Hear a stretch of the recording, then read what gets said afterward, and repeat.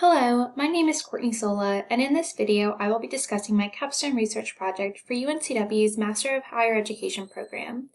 This research project, titled Creating an Equitable Review Process, a Case Study of College Board's Landscape, examines the implementation and utilization of Landscape over a 3-year time span at a public institution in North Carolina, which will be referred to as Alpha Beta University.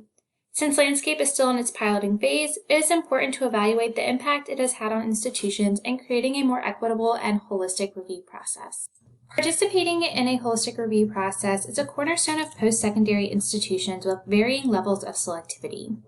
Holistic review processes involve consideration of multiple and typically intersecting factors such as academic information, non-academic information, and contextual information that combine to define each individual applicant.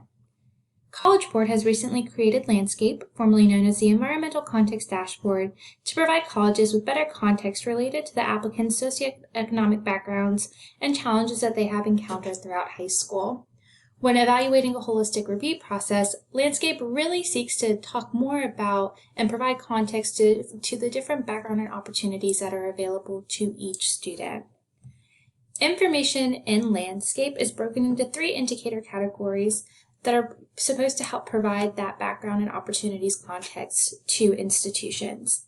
These 3 indicator categories include high school level data, test score comparisons, and high school and neighborhood information.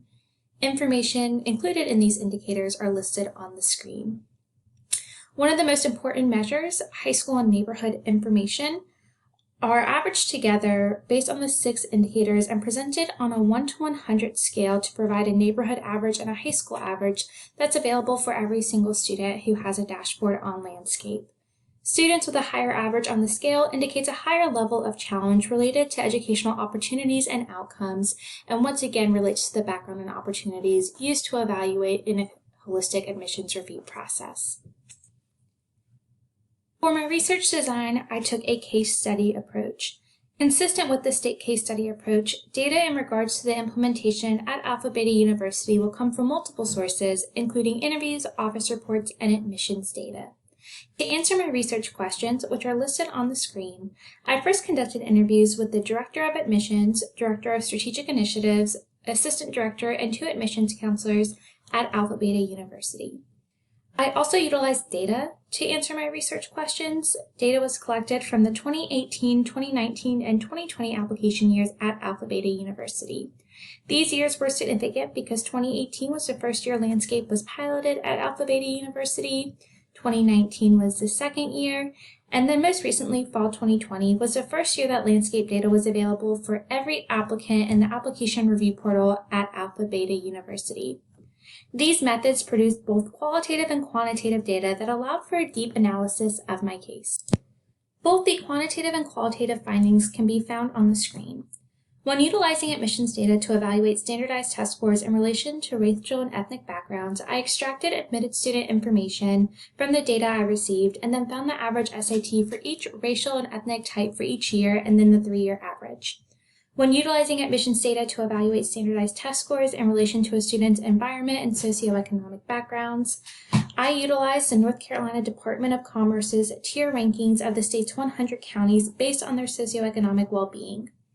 County tiers are calculated based on a variety of factors, but 2 of these factors, including unemployment rates and median household incomes, have been proven to have a direct correlation to a student's performance on standardized test scores. Tier 3 counties have the highest economic well-being, whereas Tier 1s have the lowest economic well-being.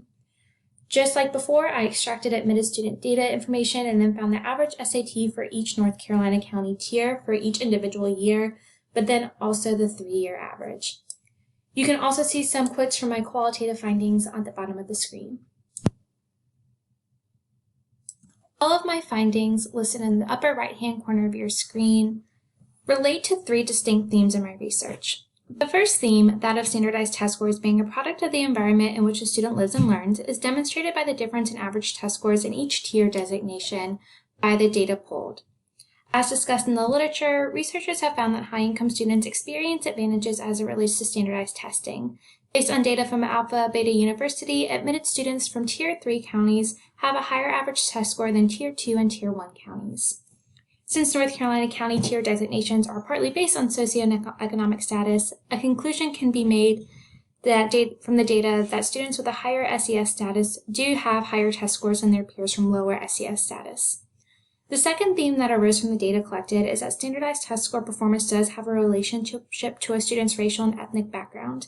This theme was reaffirmed with Alpha Beta's university data that indicated that for the past 3 years, admitted white and Asian students scored on average higher than their underrepresented peers. The last theme I identified was that Landscape was a tool that helps admissions offices practice a true holistic review process. All staff interviewed agreed that Landscape has been helpful in determining the context in which a student lives and learns, and how that could affect measures of academic success in terms of standardized test scores, allowing them to practice a true holistic review process. Data collected during this case study also demonstrates that Landscape is a good tool to use when trying to achieve a holistic review process. The fall 2020 admitted first-year class at Alpha Beta University had an average SAT score of a 1344. This is higher than the fall 2020 average of admitted students from Tier 1 and Tier 2 counties, as well as a higher average SAT than all underrepresented students. This information applies that test scores have been evaluated contextually in light of the environment where a student learns and the means of the environment which fulfills the purpose of Landscape.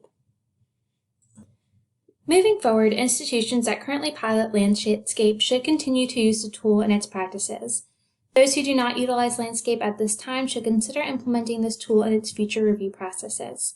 This case study has discovered at this particular university, Landscape has been a comprehensive tool that provides further insight and context to a student's academic performance, challenges, and opportunities, and allows for a more comprehensive and holistic review of students in the undergraduate admissions process. Thank you.